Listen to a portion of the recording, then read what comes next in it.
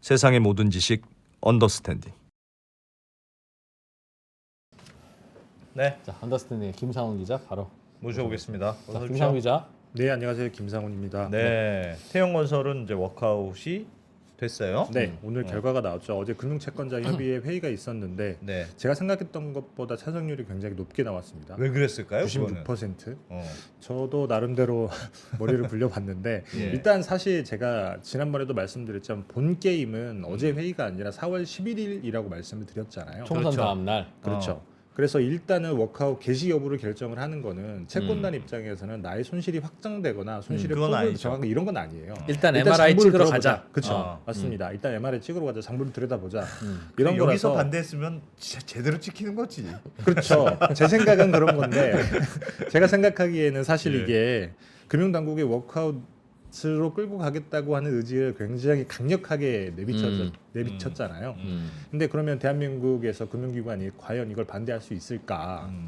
사실 이게 무기명 투표도 아니거든요. 그렇지. 그렇죠. 무기명일 수가 없지. 보이는 데서 손 들어봐 하고 그러니까 있는데. 그냥 인원이라면 그럴 수 있는데 뭐 순전 금액, 추정이지만 그 채권 금액에 따라 또 찬반이 있을 수 있으니까 맞습니다. 무기명으로 할 수 없죠. 여튼 그래서 어쨌든 태영건설은 워크아웃을 개시하기로 일단 장부는 들여다보기로 결정을 했으니까 네. 당분간은 언론에서 조금 총선 전까지는 이제 태양건설 뉴스는 별로 안 나오겠네요. 많이 나오진 않을 거예요. 그 장부를 들여다보고 이제 워크아웃 플랜을 세우는 과정에서 뭐 예를 들면 태영건설이 우리 도저히 자구간 이렇게 못하겠다 예. 이런 마찰이 생기지 않는 이상 크게 뭐 언론에 오르내릴 일은 없을 것 같은데. 그러면 태양건설은 지금부터는 금융기관으로부터 빌린 돈은 하여튼 4월 10일까지는 안 갚아도 되고 맞습니다. 그 대신 하청업체들한테 일 맡기고 이제 돈 줘야 될 거는 그래도 계속 줘야 되는데 맞습니다. 이번에 태양건설이 이렇게 이 난리를 핀 이유가 네. 하청업체들한테 돈 주다가 돈이 없어서 이거 네. 어떻게든지 안 하면 그냥 내일부터 부도다. 네. 그러니까 지금 워크아웃에 넌내 맞네 이 난리가 난 거였잖아요. 네. 그럼 하청업체들한테 줄 돈은 어차피 태양건설은 지금도 없을 텐데 TY 홀딩스가 돈을 집어넣기로 했으니까 그 돈을 집어넣겠죠. 그 돈은 TY홀딩스 금고만 열면 있는 돈입니까? 일단 대여해주기로 한 돈들이 있으니까 아 있었어요. 아마도 당분간의 운영 자금을 확보했을 거라고 추정이 됩니다. 네, 네. 네. 알겠습니다. 자, 그래서 이제 오늘 드린 말씀은 뭐냐면 일단 그 다음 주자가 이제 벌써부터 이야기가 언론에서 오르내리고 있고 그리고 이게 사실 도미노 같은 거잖아요. 사실 한국 그 개발 사업에 굉장히 좋지 않은 고질적인 문제 중에 하나가 이게 한 곳에서 터지면 이게 연쇄적으로 도미노처럼 넘어가서 결국에는 금융기관까지 피해를 입고 금융기관이 피해를 입고 나중에는 분양자까지도 피해를 입을 수 있고 물론 허그가 그 분양 보증을 해주기 때문에 결국에는 분양자들은 그렇게 큰 손해를 보진 않겠지만 이게 허그가 분양 보증 때문에 손실을 보게 되면 또 세금이 들어가는 구조이기 때문에 예. 이게 도미노처럼 이게 계속 문제가 번지는 건데 이 본질적인 구조적인 문제를 한번 들여다보자. 그러니까 예전에 제가 그 새마을금고 때 한번 말씀드린 적이 있어요. 왜 지난 시간에도 잠깐 말미 얘기를 했었고 그 얘기를 다시 한번 얘기를 하고 그 다음에 뭐 우리가 고민을 해보자. 이거 어떤 식으로 바꿀 수 있을지 한번 네. 해법을 찾아보는 시간을 마련을 해봤습니다. 좋습니다. 네.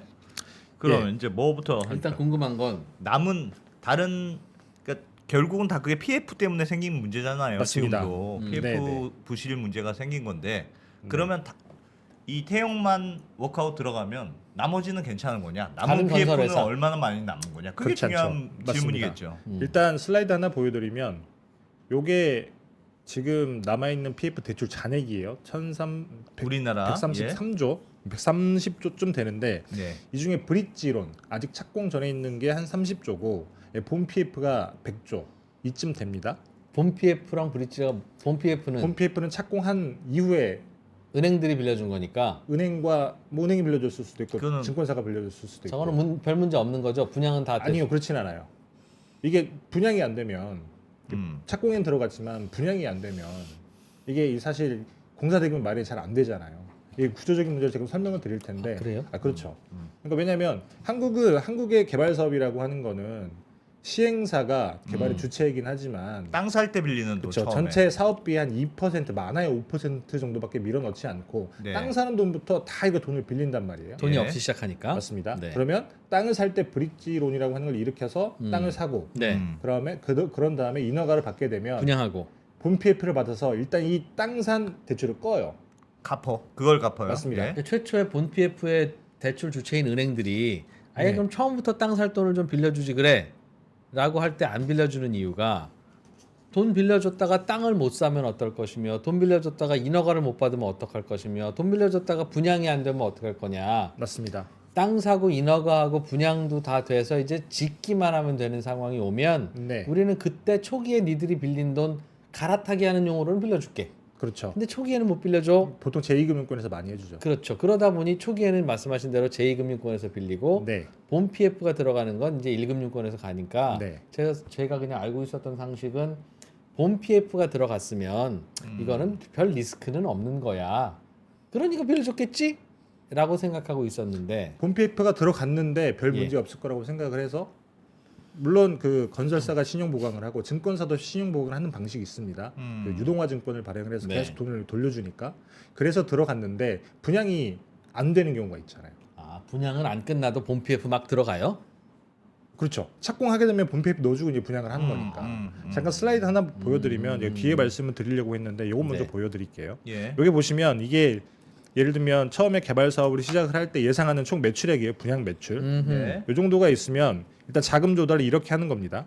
예. 이 밑에 있는 게 에쿼티 한 2에서 5% 정도만 이쯤 되고 시행사업 자기 쌈짓돈. 맞습니다. 네. 처음에 그 땅을 살 때 빌렸던 돈을 본 PF로 해서 이렇게 갈아타고. 갈아타면 요 정도가 대출로 남아 있는 거죠. 예. 나머지가 분양 대금으로 들어와야 되는 공사비를 하는 거예요. 근데 음. 분양이 안 되면 공사비가 중도금이 들어올 수가 없잖아요. 그러네. 아, 근데 거기서 또 그러네요. 문제가 생기기 시작하는 거죠.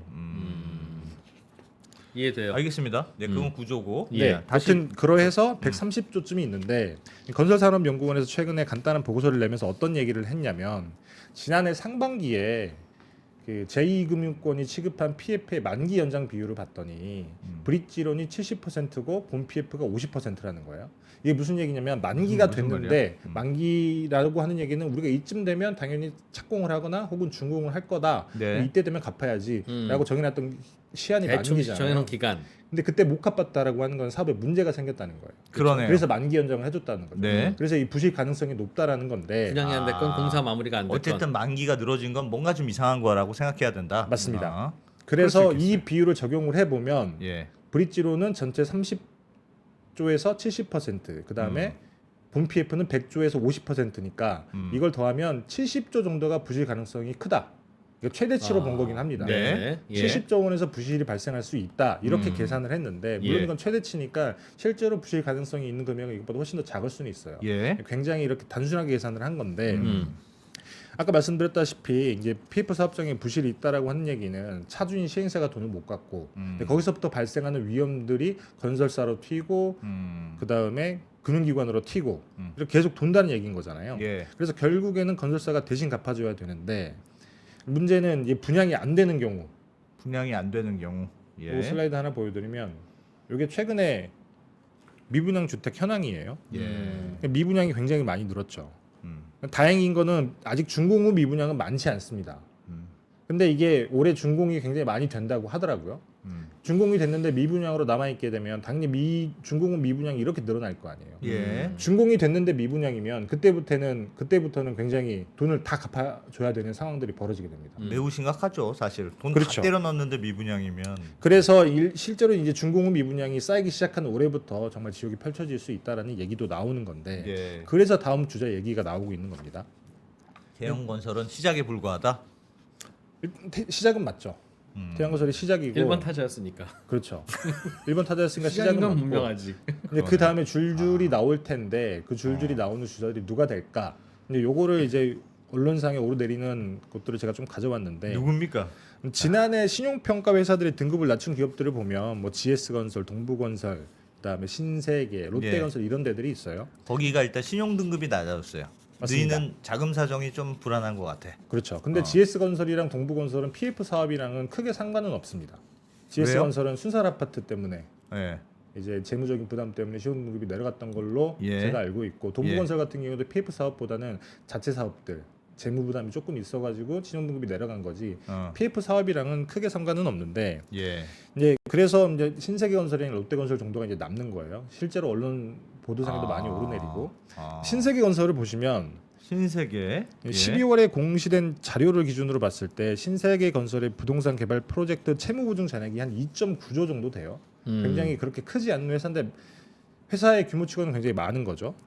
여기서 사실 프로젝트 PF 예. 대출의 보증 잔액이 큰 거는 큰 상관은 없는데 여기서 우발 채무가 얼마냐가 중요한 건데 예. 이거 잠깐 슬라이드 보시면 요게 그 신세계건설의 주요 개발 사업 진행 현황이에요. 대구에 많이 지어놨어요. 대구가 미분양이 가장 많이 쌓여 있는 주택 경기가 가장 좋지 않은 지역으로 꼽히는 데잖아요. 네. 여기 보시면 분양률이 20%, 21%, 22%.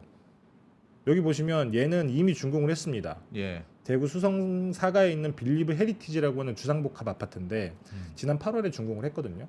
분양률이 22%밖에 안 돼요. 아.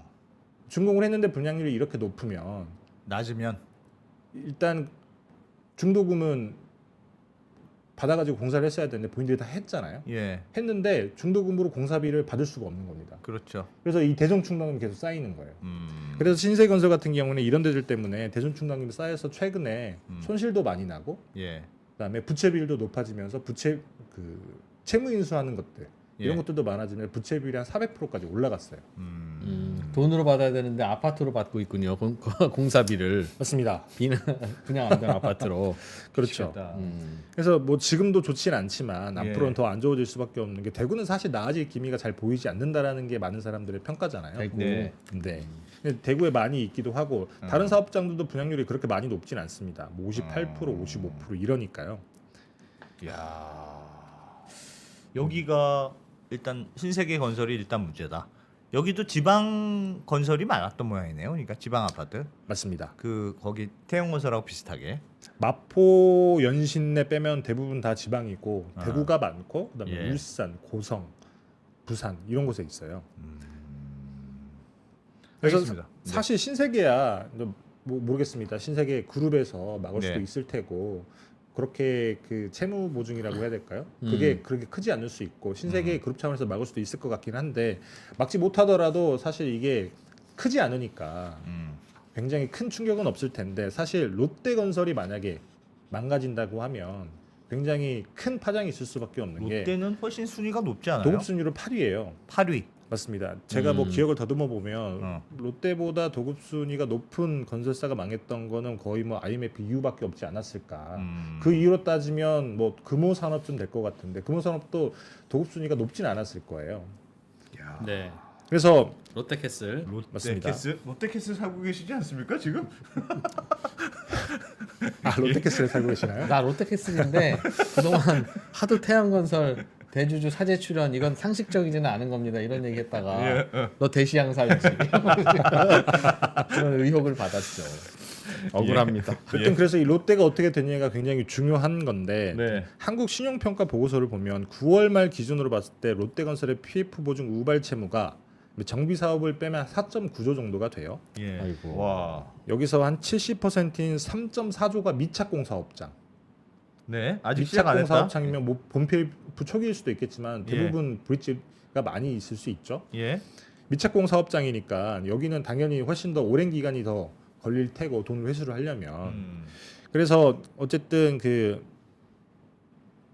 뭐랄까 슬라이드 하나 보여드리면 롯데건설도 태양건설과 조금 비슷한 게 예. 사정은 조금 낮지만 여기 보시면 태양건설이 여기 위에 있는 빨간색 점이 뭐냐면 자기 자본 대비 PF 보증 규모예요. 아, 그러니까 그냥 당연히 저게 사이즈별로 많을 텐데. 내가 감당할 수 있을 만큼 PF 보증을 받았냐를 따지는 받았냐, 거죠. 사이즈보다 많이 받았느냐, 적게 받았느냐. 저게 태양건- 100이 넘으면 저 보증이 다 터질 경우에 그 감당이 회사 안 된다. 빚잔치 해도 안 감당 안 된다. 된다. 바깥에 끌어와야 되는 거죠. 다시 표 한번 보여주시죠. 표. 예. 어떤 건지 알겠습니다. 그래서 태양건설은 굉장히 높잖아요. 아, 압도적으로 태양건설은 높죠. 덩치에 비해서 저게 많네요. 그래서 예. 워크아웃을 갔던 거고 그 예. 다음으로 높은 걸로 따지면 롯데건설입니다. 아, 저걸로 보자면 네. 저 뒤에 있는 것들도 있는데요. DL 뭐 KCC 등등등 신세계. 그것도 저건 자- 39% 35%니까 여기는 빨간 점이 낮잖아요. 숫자가. 자기 아, 자본 대비 자기 그렇지, 자본 대비 그렇지. 그러니까 그렇지. 저 보증 다 터져도 아. 우리 회사에 있는 돈 40%만 주면 된다는 게 DLENC 그러네요. 그런 그러네요. 의미니까 저건 아, 100에 근접하고 100이 넘거나 그러면 좀 위험한 건데 맞습니다. 롯데건설이랑 태양건설만 빼고는 다 괜찮네요. 뭐 현대건설은 전혀 문제가 뭐 120% 되지만 전혀 120% 문제가 안 된다고 다들 평가를 하죠. 예. 그래서 저도 롯데건설이- 숫자상으로는 좀 그렇지만 네. 롯데건설 그래서 지난해 그 신용등급을 신용등급이 하향 조정됐던 건데 여튼 그 야. 최근에 그 하나증권에서 어떤 얘기를 했었냐면 예. 롯데가 지금까지 한 롯데 계열사 등 동원해서 유동성을 만들어 가지고 한 1.6조 정도 PF 우발 채무를 줄이긴 했거든요. 네. 네. 그래도 많이 남아 있는 게 1분기에 도래하는 미착공 PF 대출 만기가 3.2조가 된다. 서울을 제외한 지역에 미착공 PF가 2.5조다. 근데 지금 롯데건설의 현금 보유가 한 2.3조 정도밖에 안 되는데 현금 다 털어도 이거 다 못 막는다. 네. 그래서 유동성 문제가 분명히 생길 거다. 이런 얘기를 하고 있습니다. 그래서 뭐 당연히 2.3조라고 하는 현금이 있겠지만 예. 그 현금을 다 쓸 수는 없잖아요. 최소한 운영자금도 필요할 테니까. 아하. 그러면 적어도 뭐 굉장히 많은 1조 넘는 돈이 외부에서 수혈이 돼야 되는데 아까 말씀드렸다시피 이미 1.6조 정도 외부 수혈을 했다고 말씀드렸잖아요. 그럼 또 어디선가 꼬아야 되는데 그래서 롯데건설이 뭐라고 얘기를 했냐면 예. 우리가 그 은행들한테 돈을 꿔서 2.4조짜리 펀드를 만들겠다. 이걸로 나머지를 일단 다 갖고 이 펀드는 이 그 미착공 사업장이니까 본 PF로 전환할 때까지 계속 돌리겠다. 그러니까 뭐 이게 우리 무슨 유동성 말일까요? 문제 없을 거다. 음. 그리고 나머지 8천억 정도 남아 있는 3.2조 중에 8천억 정도도 1분기 내에 본 PF로 바꾸겠다. 뭐 이런 얘기를 하긴 했습니다. 펀드를 만든다는 게 뭡니까? 그럼 말 그대로 그 본인들한테 돈을 꿔줄 펀드를 만드는데 예. 은행들한테 출자를 받겠다는 거죠. 은행들이 거기에 왜 출자를 해요? 뭘 바라고? 뭐 설득을 하겠죠. 어떤 방식으로든. 롯데건설이 맞습니다. 우리 망하게 생겼으니 너희들이 이 펀드에 돈을 넣어. 돈을 넣어라? 그렇죠. 본인들 만들겠다고 하는 거고 실제로 만들어진 건 아닙니다. 아니 그냥 돈을 꿔달라고 하는 게 아니고 왜 펀드를 만들어서 하는 게 약간 이해가 안 가죠. 뭐 직접 꼬오게 되면 차입금이니까 예. 어떤 방식으로든 저거 뭐죠? 차입해달라고 해도 줄까 말까인데 우리를 믿고 투자하라고요 이 상황에서? 희망은 뭐 여튼 일단 롯데건설의 계획은 그렇다. 롯데건설의 계획은 그렇다는 거죠. 이게 실제로 실행이 될지 안 될지는 모르겠어요. 실행이 되면 막을 수 있고 예. 실행이 안 된다고 하면 문제가 생길 수도 있겠죠. 어쨌든 롯데건설의 계획은 이렇고 본인들은 할 수 있다라고 얘기를 하고 있다는 겁니다. 아. 그리고 아까 말씀드렸다시피 사실 롯데가 이걸 못 막으면 정말 큰일 날 수 있는 게 태양건설 사례에서 보셔서 알겠지만 건설사의 채권이 묶이게 되면 여기 유동성 뭐 지원해 주는 게 대부분 보증 방식으로 해줬거나 돈을 꿔주거나 이런 거였을 거 아니겠습니까? 예. 태양건설이 망가지니까 TY홀딩스가 이것저것 팔아가지고 유동성 만들고 살리는 건데 그러면 롯데건설이 망가지게 되면 롯데건설의 모회사가 그 롯데케미칼이거든요. 예. 그 위에 롯데 지주사가 있고 근데 이렇다 보니까 그러면 롯데케미칼이 또 뭔가를 해야 되는데 롯데케미칼이 요즘 사정이 별로 좋지 않아요. 사업 확장한다고 이것저것 사기도 했고 그래서 사정이 별로 좋지 않은데 그러면 롯데건설 전체의 유동성 문제가 번질 수가 있고 그렇기 때문에 사실 롯데건설의 시공 능력 평가 순위로 8위이기 때문에 네. 태양건설도 이렇게 어떻게 해서든지 막았는데 금융당국에서 당연히 터지는 걸 잘 막지 않겠느냐. 보고 있지는 않을 테고 롯데건설 그룹 입장에서도 사실 신동빈 롯데그룹 회장이랑 예. 신동주 롯데 일본 예. 롯데홀딩스 회장인가요 사장인가요? 예. 어떤 두 분이서 싸워서 경영권 다툼을 해서 신동빈 회장이 한국 롯데의 경영권을 확보를 했는데 예. 지금도 호시탐탐 신동주 회장이 노리고 있단 말이죠. 근데 이런 경영권 문제까지 불거질 수 있기 때문에 롯데그룹 입장에서 이걸 무조건 막으려고 하겠죠. 뭐 어떤 비용을 치러서라도. 그렇습니다. 그래서 실제로 뭐 그런 의도를 가진 사람들이 있다라고 하면 롯데건설은 뭐 안 터질 수도 있겠다. 다만 비용을 많이 지불하지 않을까. 뭐 이렇게 예상을 할 수 있기는 합니다. 롯데가 막 터지면 진짜 크죠. 태용건설하고 비교가 되겠습니까? 안 되죠. 원래 그래서 이런 걸 지난번에도 김상훈 기자 근본적으로 이런 일이 왜 일어나냐고 하면 최초에 이런 아파트 사업을 할 때 이른바 브릿지 론이니 뭐니 하는 거 빌려서 하지 말고 자기 초기에 좀 필요한 돈은 투자를 받아서 해라 주주들 돈으로 조금 전에도 롯데건설이 2.4조짜리 펀드 만들게요라고 하는 게 예. 좀 늦었지만 지금이라도 우리가 투자를 좀 해서. 하는 이 PF 사업에 나중에 시간만 좀 흘러서 부동산 경기만 좋아지면 다 분양되고 돈 벌 거라고 생각되는 투자자를 지금이라도 모아 보겠습니다. 뭐 그런 얘기인지도 모르겠다는 생각은 드네요. 뭐 비슷한 거긴 하지만 근데 이제 지금 이미 이렇게 망가진 상태에서 누가 투자하겠느냐? 계열사들 있죠, 계열사들. 아 그렇게 해서. 그렇게 하는 펀드가 그럴 수도 있을 것 같아요. 야 근데 그럼 계열사들은 무슨 죄를 지어서 롯데 계열사라는 이유로 롯데 계열사라는 죄입니다. 그 주주들이 그렇게 하면 안 되죠. 그걸 그렇게 하면 안 되지. 어. 안 되는데 뭐 그게 가능할지 살리려면. 모르겠지만 뭐 여튼 롯데건설이 모르겠습니다. 막겠다고 하니 막지 예. 않을까 알겠습니다. 싶다라는 생각이 드는 거고. 숫자로는 롯데건설이 다음 타자다. 그래서 네. 말씀하신 것처럼 사실 이런 건설사들이 예. 워크아웃에 가느냐, 뭐 법정 관리에 가느냐, 망하느냐 망하지 않느냐 이것보다 훨씬 더 중요한 게 PF의 구조적인 문제를 우리가 어떻게 바꿀 것이냐 이 고민을 해야 되는 건데 지금까지는 너무 우리가 그 되게 뭐랄까요, 그 익숙한 방식. 네. 이라서 이걸 문제 삼지 않고 그대로 지나왔는데 음. 이번에는 그래도 조금 뭐랄까 긍정적이라고 할 만한 게 이번에 기재부가 발표한 경방에 예. 이게 한 줄 내용이 들어가 있습니다. 1분기 내에 부동산 PF를 근본적으로 개선시킬 만한 방안을 만들겠다. 그래서 네. 이미 KDI랑 이런 기관들이 용역을 하고 있긴 하거든요. 예. 용역 결과가 나오면 얼추 어떤 식으로 바꾸겠다라고 하는 게 얼개가 잡힐 텐데 네. 대략은 어떤 겁니까? 제가 오늘 통화를 해봤는데 뭐 예. 아직 용역 진행 중이라서 아무것도 해줄 얘기는 없다. 음. 근데 제가 미루어 짐작컨대 아마 이런 그 방안들이 나올 거예요. 이미 예. 2010년대 초반에 그때 저축은행 사태 터지고 PF 문제 됐을 때 많이 나왔던 얘기거든요. 한번 그게 들어봅시다. 이 프로가 말씀드렸던 것처럼 너무 그 시행사가 초기 자본, 에코티가 자기 자본이 없기 때문에 네. 빚잔치잖아요. 빚잔치. 잠깐 슬라이드 하나 보여드리면 이게 국내 부동산의 PF 사업 구조인데 시행사가 뭐 세세하게 설명드리자면 시행사가 처음에 그 땅을 살 때 계약금 정도만 자기 자본을 씁니다. 네.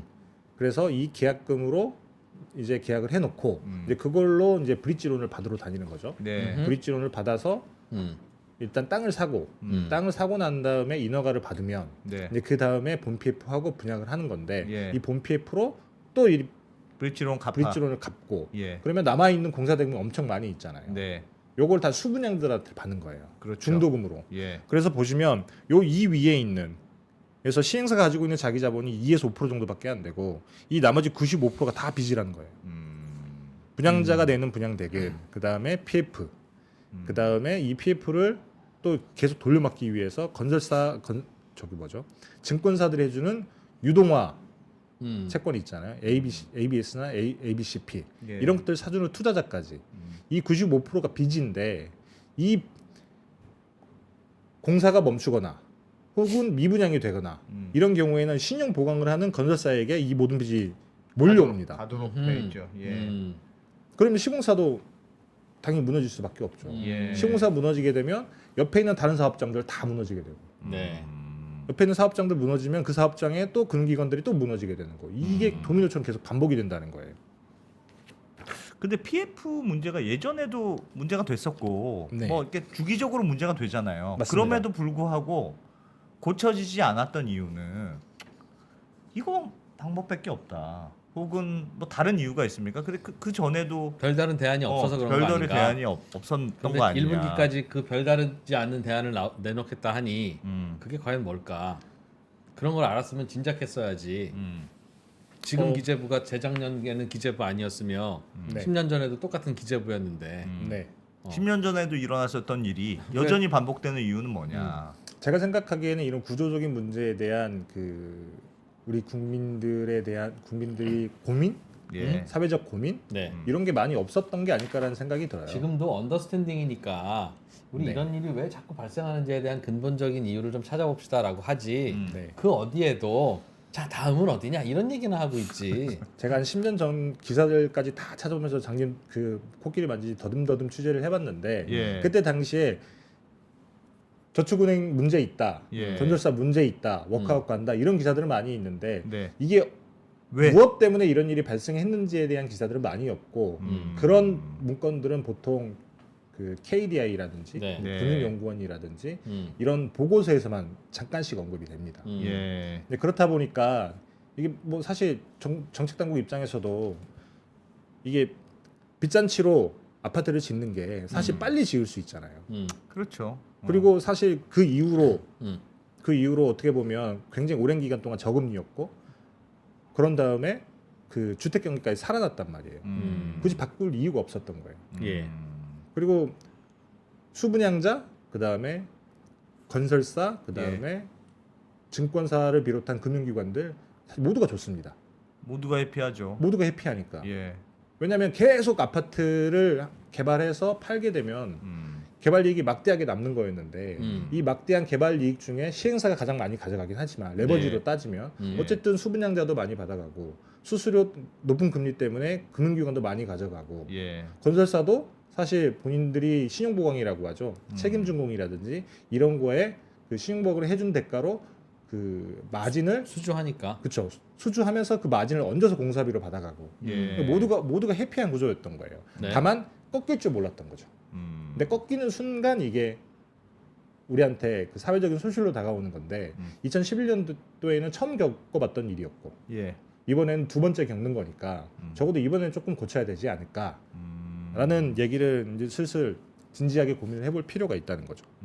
자, 진지하게 고민해 봅시다. 그럼 도대체 아파트 짓는 일을 어떻게 바꿔야 이런 일이 안 생기느냐는 건데 네, 어떻게 할까요?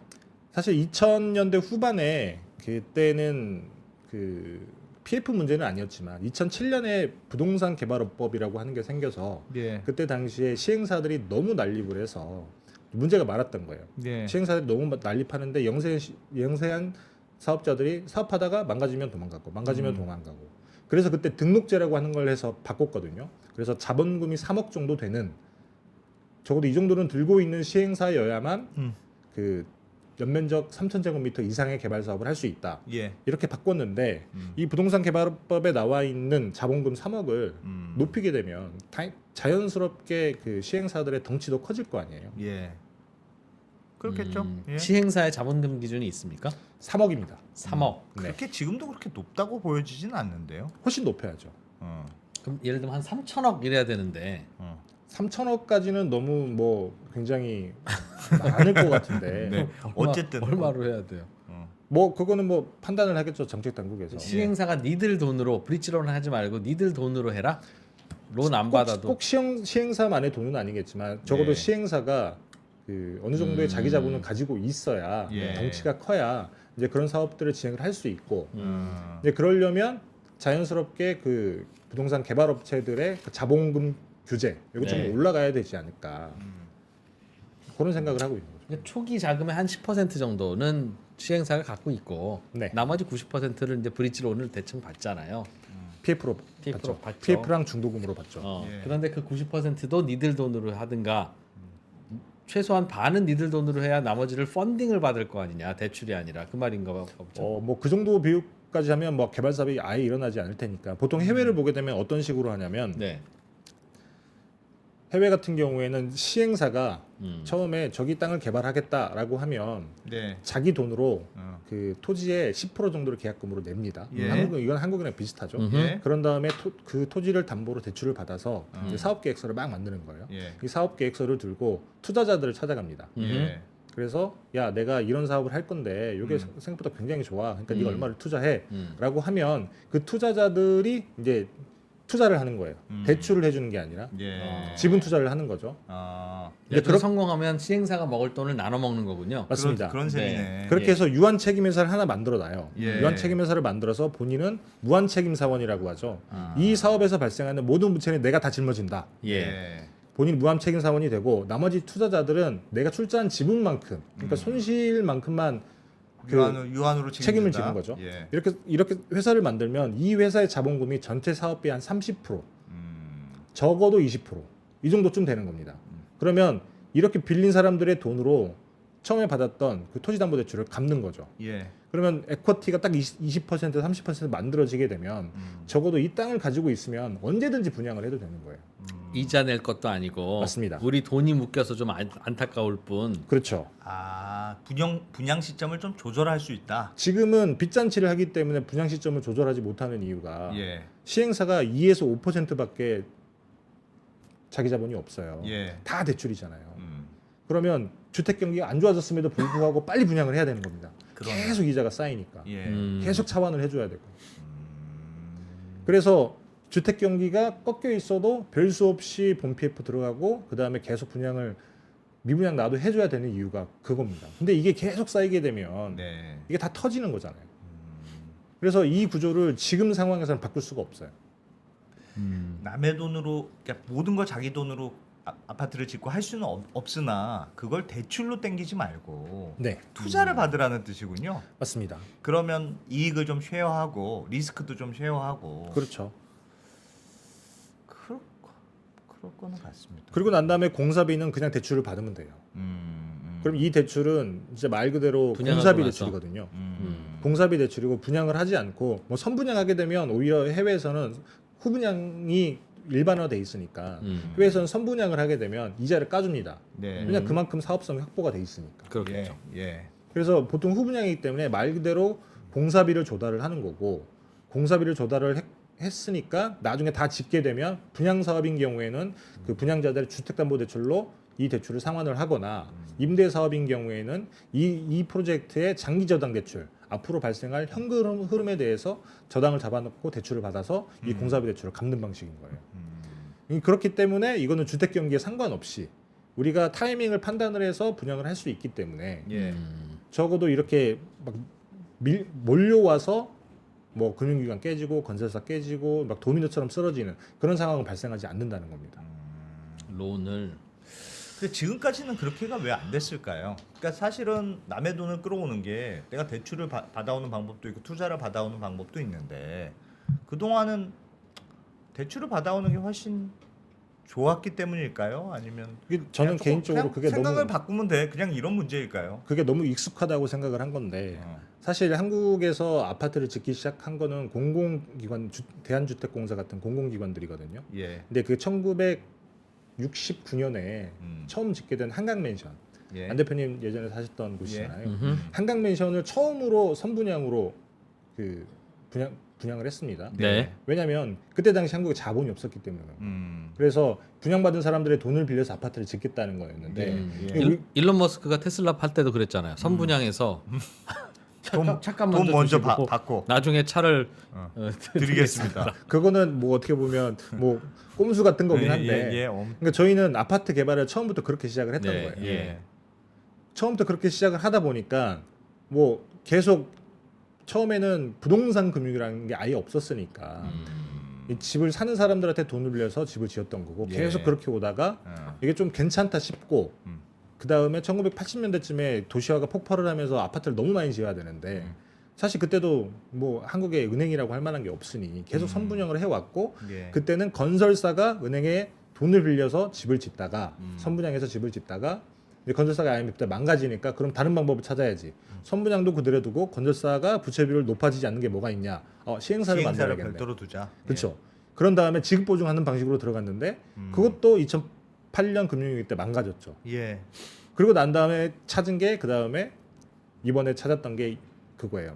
건설사는 지급 보증을 하지 말고 채무 보증만 하고 그 다음에 저걸 해라. 책임 준공을 해라. 그러면 증권사가 ABS나 ABCP 같은 걸 발행을 해서 또 신용 보강을 해주겠다. 예. 그러니까 계속 빚을 내는 사람만 바뀐 거예요. 근데 그렇다 보니까 우리 너무 빚 내는 거에 익숙해져 있었기 때문에 이걸 바꾸겠다는 생각을 지금 아무것도 못했던 거죠. 왜냐하면 20년 동안 제도가 그렇게 쌓여 있는 겁니다. 선분양이라고 하는 게 있기 때문에 청약제도도 있는 거고 그렇기 때문에 보증제도라고 하는 것도 있는 거고 그렇다 보니까 이걸 바꾸려면 한꺼번에 틀을 다 바꿔야 되는 건데 요거 바꿀 생각을 아무도 못했던 거죠. 또 이런 일이 생길까 싶어서 매번 해결하고 근데 급하고 해결하고 나면 굳이 지금 안 바꿔도 되고 맞습니다.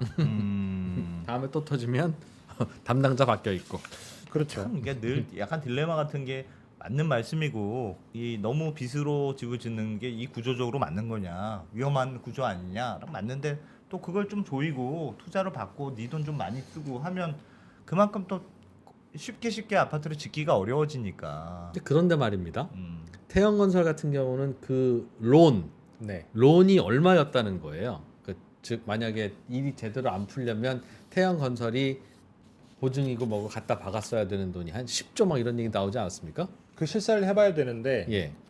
일단 PF 우발 채무, 예. PF 우발 채무는 9조쯤 되더라. 구조. 예. 네. 뭐 사업 전체에 필요한 돈은 더 됐겠지만 물론 그걸 다 갚아야 되는 건 아니에요.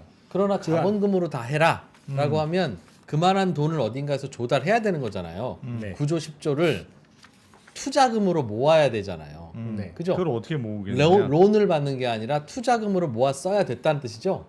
그래야 론이 아닌 거니까 이자도 안 줘도 되고 좀 기다려도 되고 뭐 손해를 봐도 니들끼리 자빠지면 되지 이런 식으로 연쇄는 아니지 않느냐 그 말 맞는데 네. 태형건설이 짓는 아파트만 10조 20조 되는 돈을 투자로 모아야 되면 롯데건설도 또 모아야 되고 그 돈이 어디서 나오겠냐 그런 투자자가 과연 존재하겠냐 그 투자자 기반이 우리나라에 그러면 개인들이 주식 투자 안 하고 정기예금 안 하고 저기 저 대구에서 짓는 아파트인데 그 투자하랜다 그 뭐 달성구 무슨 아파트 투자 나 해볼까 한 1,000만 원 내볼까 이런 걸 굉장히 많이 하셔야 그런 론이 되는 거 아닙니까? 정기예금 안 하고 거기에 투자를 하셔야 은행 지금은 우리는 정기예금하고 은행은 그 돈 받아다가 론을 빌려주는 구조인데 론 하지 마 그러면 그럼 누구 돈으로 투자를 받지라고 할 때 과연 그냥 일부 투자자들의 여유자금 정도로 전국의 아파트 공사가 막 돌아갈 만큼의 그런 투자금을 모을 수 있는 구조냐? 그게 현실적인 말은 한계이긴- 쉬운데 말은 한계이긴 그렇게 합니다. 하면 이론적으로는 좋은데 네. 그 투자금이 어디서 나오냐? 근데 뭐 예를 들면 하는 전체 PF 삽입 130조인데 130 네. 다 투자 받는 게 아니라 반만 받는다 하더라도 그 중에 이제 아까 말씀드렸다시피 네. 해외 사례를 따지면 그 사업비에 대략 저거 뭐지 10% 20에서 30%라고 말씀드렸잖아요. 네. 예. 물론 뭐 중도금 공사비께 다 따지면 전체 사업비는 훨씬 많이 있겠지만 그 중에서도 20% 30%라고 하는 돈이 필요한 거고 예. 현실적인 한계는 뭐냐면 말씀드렸다시피 누군가가 투자를 해줘야 되는데 한국에 있는 기관 투자자들이 그런 투자를 해본 경험이 없습니다. 없겠죠. 예. 그럴 거예요. 맞습니다. 그럴 거고. 그냥 대출해 주는 건 내가 그냥 해주고 갚으면 뭐 금리 얼마 먹고 딱 떨어지는 건데. 깔끔하니까 그 안에도 의사결정이 쉬운데 네. 이건 론이랍니다. 어. 그러니까 요 기간만 버티면 우리는 이자 받고 떨어집니다. 그러니까 하면 결정은 되게 쉽게 쉬운데 투자를 투자를 하려고 하면 이거 건설 기간 걷는 그 몇 년 동안 어. 심지어 분양 완료될 때까지 사업성이 있는지 사업성이 있는데 우리나라 부동산 경기 그 사이에 어떻게 될 줄 알고 김대리 이런 거 올려? 그렇죠. 이 회사 망하면 네가 책임질 거야? 이 건설사가 괜찮은지 잘 짓는지 땅은 좋은 데 있는 그러니까 건지. 아마 설득이 잘 안 될 거고 설득이 안 되면 아파트 못 지을 건데 우리나라는 아파트를 빨리 계속 이렇게 지어대도 수급이 겨우 맞잖아요. 네. 이런 PF 같은 후다닥 돈 빌려서 후다닥 지어서 후다닥 분양하고 겨우 이제 완공하고 하고 이런 식으로 후다닥을 해도 아파트 공급이 겨우 이제 수요를 따라가는데 그런 식으로 아파트 뭐 하나 지으려면 그냥 투자자 모으려면 정신 없고 그러다가 이제 좋은 시절 다 나가고 그러면 과연 공급이 제대로 될 것인가 아파트 공급이 그런 고민은 남죠. 그렇죠. 이런 리스키한 방식으로 아파트를 공급하는 게 분명히 나쁘고 문제인데. 이러니까 10년에 한 번씩 거품 꺼질 때마다 이 지경이 되지만 그걸 안 하면 이 공급이 제대로 되겠나? 하는 그럼 그 리스크를 누군가는 져야 되는데 이런 난리가 날 리스크를 누군가는 져야 되는데 그 누군가를 어디서 찾지? 하는 그런 고민은 있지 않을까. 근데 다만 한국에도 자본이 많이 쌓여 있긴 하잖아요. 예를 들면 예. 국민연금 같은 경우에는 해외 나가서는 이런 사업들에 투자를 하기도 하거든요. 이게 대체 투자라고 하는 건데 물론 분양 사업보다는 대부분은 굉장히 장기간의 그 임대 수익이 발생하는 예. 그런 사업에 투자를 하기는 하지만 한국에서도 그런 투자 영역이 생기게 되면 기관 투자자들도 생각 달리 하겠죠. 쌓여 있는 거는 일단 한국에 자본이 많이 있긴 하니까. 다만 지금까지는 해본 적이 없어서 해본 적이 없고 할 수 있을까? 그게 아니, 현실적인 한계이긴 하지만 생긴다라고 하면 말씀하신 것처럼 속도의 문제는 있을 수는 있습니다. 예전처럼 빠르게 지어지고 하진 않을 거예요. 근데 다만 빠르게 지어졌다가 미분양이 이렇게 너무 많이 나고 이런 이런 어떤 문제는 없지 않겠느냐. 그렇죠. 좀. 이게 너무 롤러코스터처럼 올라갔다 내려가고 이건 없을 거다. 그리고 실제로 이런 방식으로 해외에서 대부분의 나라들이 주택 공급을 하고 있기도 하죠. 네, 알겠습니다. 그게 부동산 가격이 예전보다 계속 장기적으로 우상향하는 이런 곡선에 대한 약간의 고민이 있다면 조금 PF 대출도 사실은 그 구조가 안전한 공간 생각은 해봐야 돼. 이게 한번 시장이 꺾이기 시작하면 항상 문제가 되는 거잖아요. 맞습니다. 사실 다 대출로 일어나는 사업이라는 건. 그래서 지금 우리가 이 구조를 가져가게 되면 앞으로 집값이 어떻게 될지 모르겠습니다만 사이클이 있잖아요. 올라갔다 내려오면 똑같은 일이 또 항상 발생을 하는 거고. 문제가 생기니까 그럴 거예요. 고민은 돼야 되는데. 그러나 근데 우리나라의 참 전체적인 걱정이네. 주택 사이클을 보면 예. 이제는 허허벌판에 아파트 짓는 일은 별로 없고 예. 이미 존재하는 아파트 재건축 재개발하는 게 앞으로 아파트 주택 건설의 상당 부분을 차지할 거기 때문에 네. 거기는 이런 PF 없잖아요. 아, 그렇죠. 그래서 거기는- 이미 땅 주인들이 그게 다 아파트 새로 지을 거니까 그렇죠. 분양받을 사람 대충 다 정해져 있고 그런 거니까 이 고민은 좀 이제 덜하게 되지는 않을까 하는 건데 이런 상황에서 너희들한테 다시 자본을 모집해 와라고 한다면 집값이 한참 오를 때 그때 이런 식으로 대충 얼렁뚱땅이라도 해서 자꾸 분양을 해야 집값이 죽지. 그래서 죽인 거 아닙니까? 그런데 이렇게 하지 마 그러면 집값이 한참 올라갈 때 어떤 물량으로 죽일 거냐 이 가격을.